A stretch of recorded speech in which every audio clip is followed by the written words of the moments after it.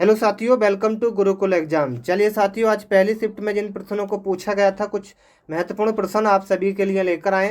तो प्लीज़ आज की वीडियो को आप शुरू से लास्ट तक देखना। पहला प्रश्न था कि किस राष्ट्रीय उद्यान को पूर्व में हेली राष्ट्रीय उद्यान कहा जाता था। तो ये तो आप सभी जानते हैं किसको कहा जाता था साथियों, जिम कॉर्बेट राष्ट्रीय उद्यान को। कहाँ पर स्थित है?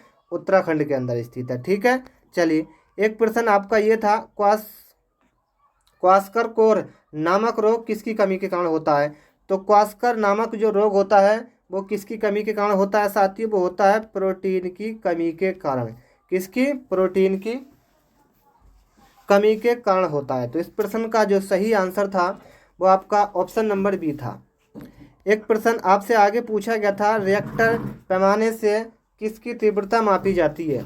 तो रिएक्टर पैमाने से किसकी तीव्रता मापी जाती है पूछा गया था। इस प्रश्न का राइट आंसर था भूकंप। क्या था साथियों? भूकंप इस प्रश्न का सही आंसर था, यानी कि ऑप्शन नंबर बी वाला। एक प्रश्न ये था, वन्य प्राणी सप्ताह प्रतिवर्ष कब मनाया जाता है। वन्य प्राणी सप्ताह प्रतिवर्ष जो मनाते हैं वो आपका मनाते हैं अक्टूबर के प्रथम सप्ताह में। कितने में साथियों? अक्टूबर के प्रथम सप्ताह में। एक प्रश्न ये था साथियों कि प्रकाश संश्लेषण की क्रिया में हरे पौधे द्वारा बाहर निकलने वाली गैस को क्या कहते हैं। तो इसको क्या कहते हैं मित्रों? इसको आप कहते हैं ऑक्सीजन। क्या कहते हैं मित्रों? ऑक्सीजन। एक प्रश्न आपका आगे था, बहुत अच्छा प्रश्न था कि चावल को पॉलिश करने पर कौन सा विटामिन नष्ट हो जाता है। तो चावल को पॉलिश करने पर कौन सा विटामिन जो है साथियों वो नष्ट हो जाता है। उसका नाम है थायमीन। क्या साथियों? उसका नाम क्या हो जाएगा? थायमीन। एक प्रश्न आपका आगे था, लौंग एवं केसर पौधे के किस भाग से प्राप्त होते हैं। लौंग एवं केसर पौधे के किस भाग से प्राप्त होते हैं। तो ये आपके होते हैं फूल से। किससे साथियों? फूल से। एक प्रश्न आपका आगे था, पूछा गया था कि निम्नलिखित में से कौन सा उत्तराखंड का राज्य प्रतीक नहीं है। निम्नलिखित में से कौन उत्तराखंड का राज्य का प्रतीक नहीं है। चार ऑप्शन थे, इसमें सही आंसर था आपका बाघ। क्या था साथियों? बाघ। एक प्रश्न आपका आगे था कि हमारे पर्यावरण को बचाने के लिए 3 प्रकार के आर हैं। कौन कौन से हैं वो देखना। पहला हो जाएगा कम उपयोग, दूसरा हो जाएगा पुनः चक्रण और तीसरा हो जाएगा पुनः उपयोग। तो इस प्रश्न का राइट आंसर था आपका ऑप्शन नंबर सी वाला। एक प्रश्न ये था साथियों कि ऊर्जा का अप्रदुष्कीय स्रोत क्या होता है। ऊर्जा का अप्रदुष्कीय जो स्रोत होता है वो आपका होता है सौर ऊर्जा। कौन सी साथियों? सौर ऊर्जा।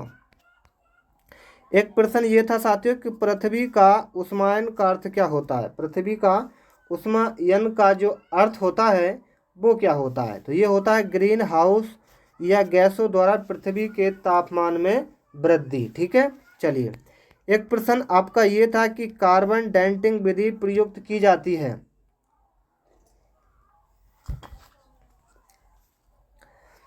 पूछा गया था कार्बन डेटिंग विधि प्रयुक्त की जाती है तो किस चीज़ को ज्ञात करने के लिए, ये सबसे पूछा गया था। ये प्रश्न का राइट आंसर था वस्तु की आयु ज्ञात करने के लिए कार्बन डेटिंग का विधि का प्रयोग किया जाता है।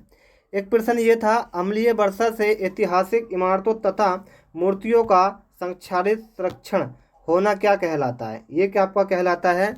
Stone leprosy. क्या साथियों? Stone leprosy. चलिए एक प्रश्न आपका ये था कि स्पर्श गंगा अभियान का मुख्य उद्देश्य क्या है। स्पर्श गंगा अभियान का मुख्य उद्देश्य आपसे पूछा गया था, ये आपका होता है, नोट कर लेना, गंगा की स्वच्छता। क्या साथियों? गंगा की स्वच्छता। एक प्रश्न ये था साथियों, मिन्ना माटा रोग प्रदूषण जनित रोग है जो परिणाम करता है किस चीज़ को होने को या छोड़ने को। तो ये करता है साथियों, मिन्ना माटा रोग जो होता है प्रदूषण जनित रोग है जो किस चीज़ का परिणाम होता है। ये आपका होता है औद्योगिक पारा अपशिष्ट को पानी में छोड़ने का। तो राइट आंसर आप सभी का सी हो जाएगा। एक प्रश्न ये था कि अंतर्राष्ट्रीय स्तर पर वन्य जीवों की सुरक्षा हेतु संस्था आपसे पूछी गई थी। तो इस प्रश्न का सही आंसर आपका जो था वो था IUCN। एन, यानी कि ऑप्शन नंबर इसका राइट आंसर था। तो ये कुछ महत्वपूर्ण प्रश्न थे साथियों। वीडियो को सभी छात्र लाइक करके जाना, और आप चैनल पर पहली बार आएँ तो नीचे एक आपको लाल रंग का बटन मिलेगा, उसको सभी छात्र हमारे चैनल को सब्सक्राइब करके जाना, ताकि आपको नेक्स्ट वीडियो का नोटिफिकेशन सबसे पहले मिलता रहे। का ध्वमुखी एवं निकट से दूर का क्रम किस क्रिया का अंग होता है? तो आपको बता दें, मस्तकाधोमुखी एवं निकट से दूर का क्रम किस क्रिया का अंग है? तो ये है मेरे प्यारे मित्रों संशोधन क्रिया का। किसका साथियों? संशोधन क्रिया का। साथियों अभी तक आपने वीडियो को लाइक नहीं किया है तो प्लीज़ वीडियो को लाइक कर दीजिए, और आप चैनल पर पहली बार आए तो चैनल को सभी छात्र सब्सक्राइब करके बेल आइकन ऑन कर दें, ताकि आपको नेक्स्ट वीडियो का नोटिफिकेशन सबसे पहले मिलता रहे। आगे पूछा गया था, लड़का पैदा होने के लिए उत्तरदायी क्रोमोसोम्स कौन कौन से होते हैं, ये पूछा गया था। तो लड़का पैदा होने के लिए उत्तरदायी क्रोमोसोम्स जो होते हैं वो आपके होते हैं एक्स और वाई। ठीक है, क्या? X Y. तो आपका राइट आंसर एक्स वाई हो जाएगा। आ जाइए साथियों, आगे पूछा गया था, प्राकृतिक पर्यावरण में सम्मिलित होता है। प्राकृतिक पर्यावरण में सम्मिलित जो होता है मेरे मित्रों, वो आपका क्या होता है? बहुत अच्छा प्रश्न है। ये होता है जैव और अजैव। ठीक है, तो राइट आंसर क्या हो जाएगा? जैव और अजैव। तो आपका राइट आंसर बी हो जाएगा। ठीक है, चलिए आइए साथियों प्रश्न नंबर 5 पर। बहुत अच्छा प्रश्न है, नोट करिएगा कि निम्नलिखित में से कौन सा सीखने के नियम में सम्मिलित नहीं है, नहीं जुड़ा हुआ है, ये पूछा गया है। तो निम्नलिखित में से कौन सा सीखने के नियम में सम्मिलित नहीं है मेरे प्यारे मित्रों? वो होता है आपका खेल। खेल क्या होता है साथियों? ये एक सीखने पे सम्मिलित नहीं होता। बाकी अभ्यास सीखा जाता है, तत्परता और प्रभाव सब कुछ सीखा जाता है, लेकिन खेल क्या होता है? एकदम आप खेलने चले जाते हैं तो वहाँ पर खेलने की सीखने की प्रक्रिया सम्मिलित नहीं होती। तो आपका राइट आंसर सी हो जाएगा, आपने नोट कर लेना। चलिए, शैशवावस्था मानव विकास की प्रमुख अवस्था होती है। तो शैशवावस्था मानव विकास की प्रमुख जो अवस्था होती है मेरे मित्रों, वो प्रथम होती है, यानी कि प्रथम अवस्था कौन सी होती है? शैशव अवस्था। ठीक है, तो करेक्ट आंसर ए हो जाएगा। चलिए साथियों, प्रश्न काफी इंपोर्टेंट था। बालक के व्यक्तित्व की नींव किस अवस्था में पड़ती है? तो बालक के व्यक्तित्व की जो नींव होती है वो मेरे मित्रों वो पड़ती है बचपन अवस्था में। ठीक है, शैशव अवस्था में तो आप किसी व्यक्तित्व की नींव समझा नहीं सकते, क्योंकि बचपन है, छोटा बच्चा है। गर्भ तो जब गर्भ में है तो क्या सीख पाएगा, लेकिन बचपन जब आपका होता है उसमें आपके व्यक्तित्व, आपके सब कुछ की नींव बताई जाती है कि कैसे बच्चे को पढ़ाना है, समझाना है, सब कुछ आपका व्यक्तित्व पर निर्भर करता है, किस तरह का व्यवहार आपको करना है। तो आपका राइट आंसर बचपन अवस्था इस प्रश्न का सही आंसर हो जाएगा। आइए मित्रों, आगे पूछा गया था, पियाजे के अनुसार संज्ञात्मक विकास की अवस्थाओं को बांटा गया है कितने भागों में? ये पूछा गया था। तो पियाजे के अनुसार संज्ञात्मक विकास की अवस्थाओं को जो बांटा गया है वो बांटा गया है 4 भागों में। कितने में साथियों? 4 भागों में। तो आपका राइट आंसर हो जाएगा ए वाला। चलिए आ जाइए प्रश्न नंबर 9 पर। बहुत अच्छा प्रश्न है कि अनुकरण की प्रक्रिया में सर्वप्रथम शिशु अनुकरण करता है। तो अनुकरण की प्रक्रिया में सर्वप्रथम शिशु जो अनुकरण करता है वो मेरे प्यारे मित्रों करता है शब्दों का। किसका साथियों? शब्दों का। तो आपका राइट आंसर शब्दों का हो जाएगा। समझ पाएंगे आप सभी छात्र? चलिए वीडियो को लाइक, चैनल को सब्सक्राइब कर लें। ऐसा कोई छात्र नहीं होगा जिसको ये नहीं पता होगा कि मास्टर ग्रंथि के नाम से जाना जाता है, तो उसको हम पीयूष ग्रंथि भी कहते हैं। कहाँ होती है? हमारे सिर के अंदर होती है, जो हमारे विकास करती है, तो इसको हम कहते हैं पीयूष ग्रंथि भी कह देते हैं, और इसको ये मास्टर ग्रंथि भी कह देते हैं। तो आप समझ पाएंगे, राइट आंसर डी हो जाएगा। चलिए, बालक की प्रथम पाठशाला कौन सी होती है? परिवार, समाज, विद्यालय या? तो मैं आपको बता दूं, प्रथम जो पाठशाला होती है वो आपका परिवार ही होगा। पहले आप परिवार में रहेंगे, फिर आप विद्यालय जाएंगे, फिर आप समाज में जाएंगे। तो पहली पाठशाला साथियों परिवार होती है, ये आप सभी जानते हैं। ठीक है, पहले आप परिवार में ही तो रहेंगे, कैसे व्यवहार सब कुछ आप कैसे सीखेंगे, सब परिवार में। चलिए, और आपको बताते हैं प्रश्न नंबर जो आपका 12 है उसको आपको बताते हैं कि बालक का सामाजिक विकास प्रभावित होता है। बालक का, जी हाँ साथियों, बालक का जो सामाजिक विकास होता है वो किस पर प्रभावित होता है? सामाजिक पर, परिवार से, विद्यालय से, या इनमें से सभी से? तो मैं आपको बता दूं, बालक का सामाजिक जो विकास होता है मित्रों वो आपका सामाजिक आर्थिक स्तर से भी होता है, विद्यालय से भी होता है, परिवार से भी होता है। तो आपका right answer all of these हो जाएगा। तो राइट आंसर डी हो जाएगा, आप समझ पाए होंगे। चलिए, सृजनात्मकता की पहचान होती है। सृजनात्मकता की जो पहचान होती है वो आपकी होती है नवीन परिणाम से। किससे साथियों? नवीन परिणाम से। तो आपका राइट आंसर नवीन परिणाम हो जाएगा। आइए साथियों, हम करके सीखते हैं, किसने कहा? हम जो है वो करके सीखते हैं, ये पूछा गया है। तो ये पूछा गया है सिम्प्स। तो ये दोस्तों सिम्पसन ने, किसने साथियों? हम करके सीखते हैं। अगर कोई काम आप करके सीखेंगे तो कितना अच्छा लगेगा, और दूसरे से करवाएंगे जब सीखेंगे तो आप अच्छा नहीं लगेगा, लेकिन आप खुद करेंगे तो उसकी प्रैक्टिस भी, और आपको सबसे अच्छा आपको सीख पाएंगे कि आप खुद करके सीखें। तो ये कहा था सिम्पसन ने। ठीक है, तो राइट आंसर आपका सी हो जाएगा। चलिए साथियों, पूछा गया समस्या बालक है। क्या है साथियों?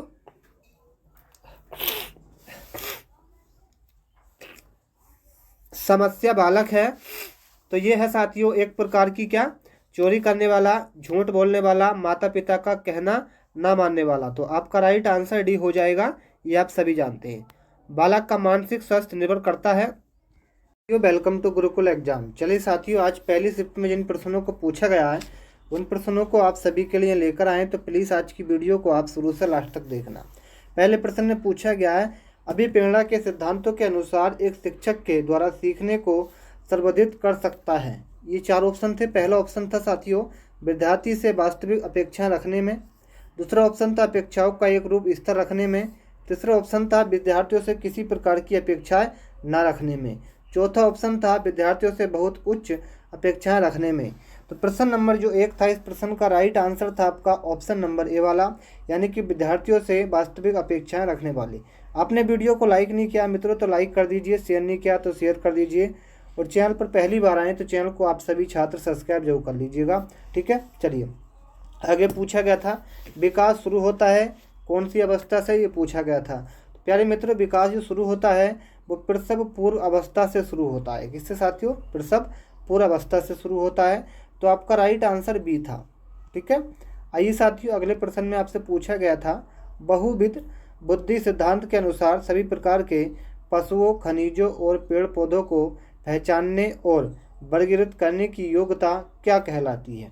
मित्रों, ये कहलाती है प्राकृतिक बुद्धि। क्या साथियों? प्राकृतिक बुद्धि। ठीक है, चलिए आगे पूछा गया था अधिकांश व्यक्तियों की बुद्धि औसत होती है, बहुत कम लोग प्रतिभा संपन्न होते हैं और बहुत कम व्यक्ति मंद बुद्धि के होते हैं। ये कथन के प्रतिस्थापित सिद्धांत पर आधारित है। तो ये कथन जो मतलब आधारित है किस सिद्धांत पर, ये पूछा गया है, उस सिद्धांत का नाम हो जाएगा बुद्धि के वितरण। क्या साथियों? बुद्धि के वितरण। ठीक है, एक प्रश्न था सहयोगी अधिगम में अधिक उम्र के प्रवीण विद्यार्थी छोटे और कम निपुण विद्यार्थियों की मदद करते हैं, इससे क्या होता है? इससे क्या होता है साथियों? आप जानते हैं कि उच्च उपलब्धि और आत्मसम्मान विकसित होता है। क्या होता है साथियों? उच्च उपलब्धि और आत्मसम्मान क्या होता है? विकसित होता है। तो प्रश्न नंबर 5 का आंसर डी हो जाएगा। आगे आपसे पूछा गया है, बहुत अच्छा प्रश्न था, कि जब पूर्व का अधिगम नई स्थितियों के सीखने को बिल्कुल प्रभावित नहीं कर सकता तो ये क्या कहलाता है? जब पूर्व का अधिगम नई स्थितियों के सीखने को बिल्कुल प्रभावित नहीं करता तो ये कहलाता है, ध्यान से नोट कर लेना, अधिगम का शून्य स्थानांतरण। क्या साथियों? अधिगम का शून्य स्थानांतरण। तो राइट आंसर आपका मित्रों ए हो जाएगा। आगे पूछा गया चिंतन अनिवार्य रूप से क्या है, ये पूछा गया था। चिंतन अनिवार्य रूप से एक प्रकार का क्या है साथियों? संज्ञात्मक गतिविधि है। क्या साथियों? संज्ञात्मक गतिविधि। तो राइट आंसर आप सभी का बी हो जाएगा, बहुत सही दोस्तों, ए हो जाएगा। ठीक है, चलिए आगे पूछा गया है आपसे, बहुत अच्छा प्रश्न था, कि एक बाल केंद्रित कक्षा में बच्चे सामान्य सीखते हैं। एक बाल केंद्रित कक्षा में बच्चे सामान्य क्या सीखते हैं? मित्रों, ये सीखते हैं, आपके नोट कर लेना, बहुत अच्छा प्रश्न है। ये सीखते हैं आपके व्यक्तित्व रूप से। क्या साथियों? व्यक्तित्व रूप से। प्रश्न नंबर 8 का आंसर सी हो जाएगा। आगे पूछा गया था पियाजे के अधिगम के संज्ञात्मक सिद्धांत के अनुसार वह प्रक्रिया जिसके द्वारा संज्ञात्मक संरचना को संशोधित किया जाता है तो वो क्या कहलाती है? बहुत अच्छा प्रश्न था साथियों। इस प्रश्न का राइट आंसर हो जाएगा, ये कहलाती है स्कीमा। क्या मित्रों? स्कीमा। एक प्रश्न था, एक शिक्षिका अपने शिक्षार्थियों की सदैव इस रूप में सहायता करती है कि वे एक विषय क्षेत्र से प्राप्त ज्ञान को दूसरे विषय क्षेत्र के ज्ञान के साथ जोड़ सके, इससे किसको बढ़ावा मिलता है? इससे जो बढ़ावा मिलता है मित्रों, वो मिलता है ज्ञान के सह संबंध का आंतरण। क्या साथियों? ज्ञान के सह संबंध का एवं आंतरण। तो राइट आंसर आपका था बी वाला। ठीक है, आइए आगे पूछा गया था, सृजनात्मकता मुख्य रूप से संबंधित है। सृजनात्मकता मुख्य रूप से जो संबंधित है वो है आपकी अपसारी बहुविध चिंतन से। किससे साथियों? अपसारी चिंतन से। तो राइट आंसर आपका जो था वो डी था। एक प्रश्न था कि एक विद्यार्थी मेडिकल कॉलेज में दाखिला लेने के लिए कठिन परिश्रम करता है ताकि वह प्रवेश परीक्षा में उत्तीर्ण हो सके। ये विद्यार्थी रूप से अभिप्रेत हैं। तो ये जो है साथियों वो हैं आपके आंतरिक रूप से। किससे साथियों? आंतरिक रूप से। ठीक है, एक प्रश्न आपका मित्रों ये था कि व्यवहार का करना पक्ष में आता है। व्यवहार का करना जो पक्ष में आता है मित्रों वो आपका आता है, किस पर आता है? सीखने के गतिक कॉग्निटिव क्षेत्र में। किसके?